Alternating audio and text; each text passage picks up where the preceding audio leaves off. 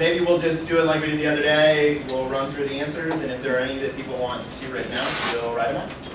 Okay, what was the first one? 794 plus 58. 794 and 358. It smells like compensation, right? So whatever that smells like. But so what's the equivalent problem? 800 plus 352. 800 plus 352. If we're adding 6 to 794, we need to get that 6 from somewhere. So it's going to get subtracted from the 358. So we're just adding in one place value now. We're just adding hundreds. 8 and 3 is 11. So we have 1152, right? All agree? Great. What's number 2? 4 times 39 times 250 or 25? 250. 250. Okay. Answer? 39,000. 39,000, right? Because we're looking for, like, we don't want to do this left to right. We want to use compatible numbers, any order property. The 4 and the 250 are quite compatible. They multiply 1,000. And 1,000 times 39 is 39,000. All right. Number 3. What's the problem? 124 times 25. 124 times 25. Okay. And we've got a lot of techniques for 25, so what did people do? The distributive property, 100 plus 20 plus 4 times 25. Okay. So 100 times 25 is 2,500. And then 20 times 25 is 500. And then 4 times 25 is 100. And add them all up. Okay. Yes, Jim? We actually factored 124, so you 4 times 31 times Okay. 25, so then we could do 25 times 4, and then times We use 6. compensation. Even though you said earlier, why would anyone use compensation? You're a convert, I like it. Yeah. 124 is 31 times 4, so we can group the 4 together with the 25 and get 3,100. Anybody else? There any different techniques? Money? We talked about how to divide with money, but how do you multiply with money? Like how would you, if you're using money, how would you, and thinking of 25 as a quarter, what question could you pose to model 124 times 25? How many quarters do you have? Well, 124 times 25. Like, what would be a word problem using quarters that would be modeled with 124 times 25? I have blank quarters. How many quarters? You're at the casino, you're on $124. How many quarters per out of the machine? 124. I think. Yeah, I think it's backwards actually. I think we have. I think 120. I think we have 124 quarters, right? And we want to figure out how much money is that. Okay. So right. How much money do you win out of the How much money is going out? Right. So you exactly right. 124 quarters spit out. How much money is that? And you might think, well, 4 quarters makes $1. So how many times does 4 go into 124? That's how many dollars I have, right? 31. Okay. All good techniques. Number 4. What's number 4? 42 times 102. Okay. Ideas? 102 is pretty close to 100. Yeah. 42 times 100 plus 2, and then 102 is pretty darn close to 100, and it's really easy to multiply by 100. So we might use the distributive property and break up 102 as 42 times 100 plus 2, and then that's just 4,200 plus 84. Right?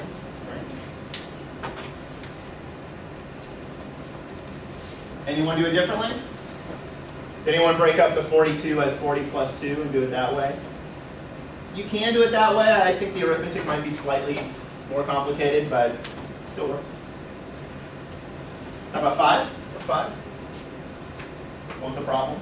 7.23 7.23? plus 7.4. 7.4? 3.77. 3.77? 13.6. 13.6. And what technique? compatible numbers. Compatible numbers, right? It still works with decimals. So what'd you match with the 7.23? Right? And then 7.23 and 3.77 give you 11. 11. And the other two give you 21. 21. Careful. For grand total of 32. All right, halfway there.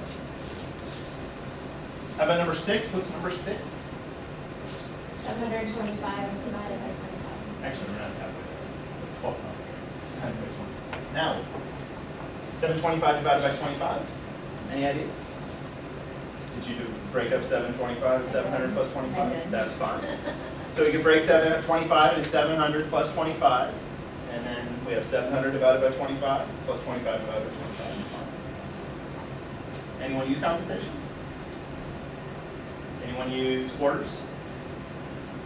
Jim? Number of quarters? You have $7 and Instead of 28, That's kind of what I then think plus we're 129. oh, sorry, what did you say? 7 quarters, $7. And 28 quarters, Oh, $7, yeah. and then 25 Yeah. cents. Okay, yeah. So $7, yeah, it's kind of the combination of the two, Yeah, right? you break up the 700 and the 25, and you're figuring out how many times it goes by quarter. Right. So you're breaking up, Quarters into each 100. exactly. So compensation here would have been just multiply both by 4, right? And we would get then 2,900 divided by 100, which is fine as well.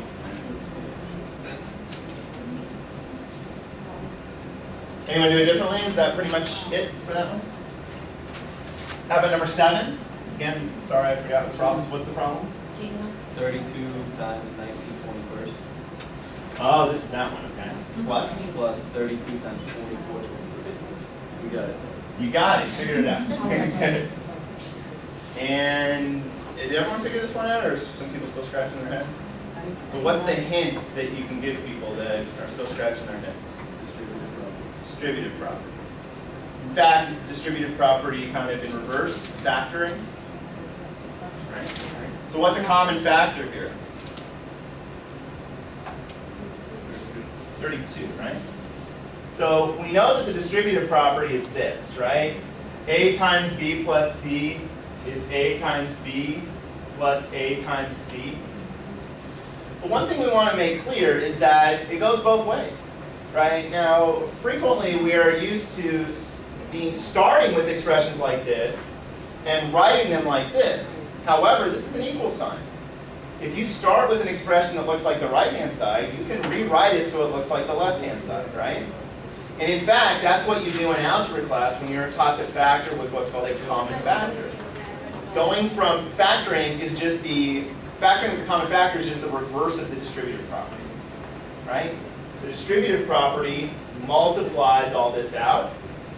Factoring by a common factor writes it in this form, right?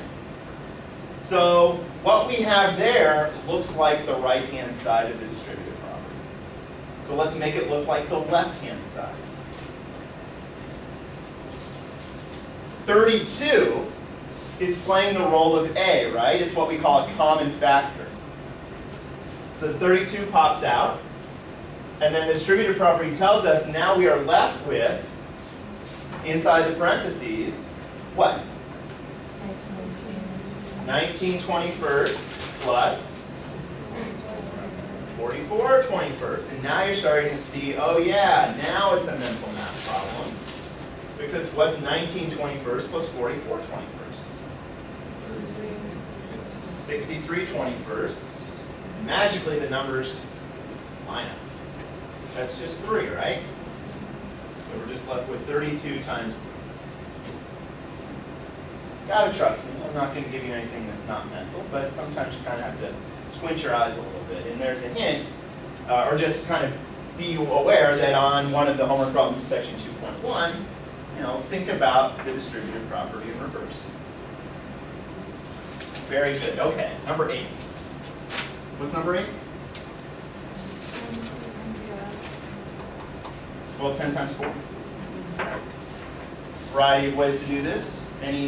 What people do? Double and double. Double and double, right? These are pretty easy numbers to double. So 12 10 doubled is 24 20. And 24 doubled is what? 48 40. Yep. We certainly could have broken up 1210 as 1200 plus 10. Okay, and have 1200 times 4, which is 4800, and 10 times 4, which is 40. Yep, I would say those are probably the two main techniques here. So I'm just going to write 4840, double twice, because we already have plenty of examples of splitting up the numbers. Number 9, what's number 9? 41.72. 41.5? 52. 0.52, okay. 19.96. 19.96. I kind of gave this one away before. What technique? Compensation, right? So what do we want to add to both? 0.04, right? I mean, the whole point is make the numbers easy to work with. Whole numbers are far easier to work with than decimals. So we want to, and again, we recognize also that it's a subtraction problem, so we have to do the same thing to both numbers. So we're going to add 0.04 to both to get 41.56 minus 20. And of course, this problem becomes far easier. 21.56. Everyone okay so far?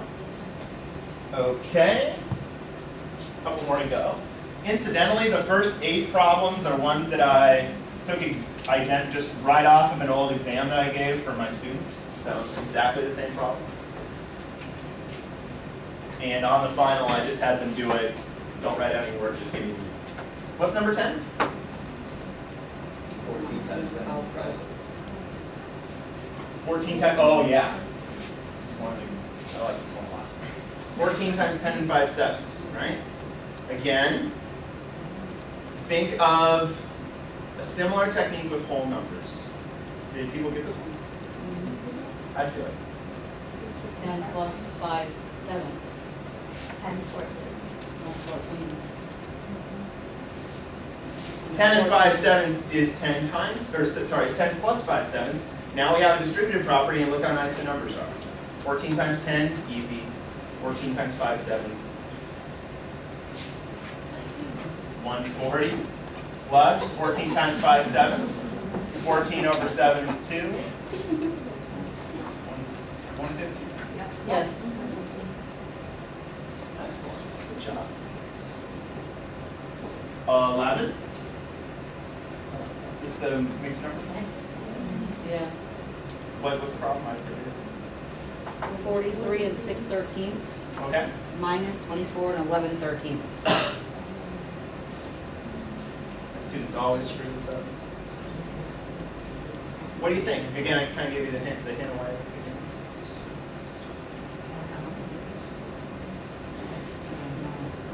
Add 2/13 to both. Compensation, right? I mean, really, the only mental math technique we've learned in subtraction is compensation.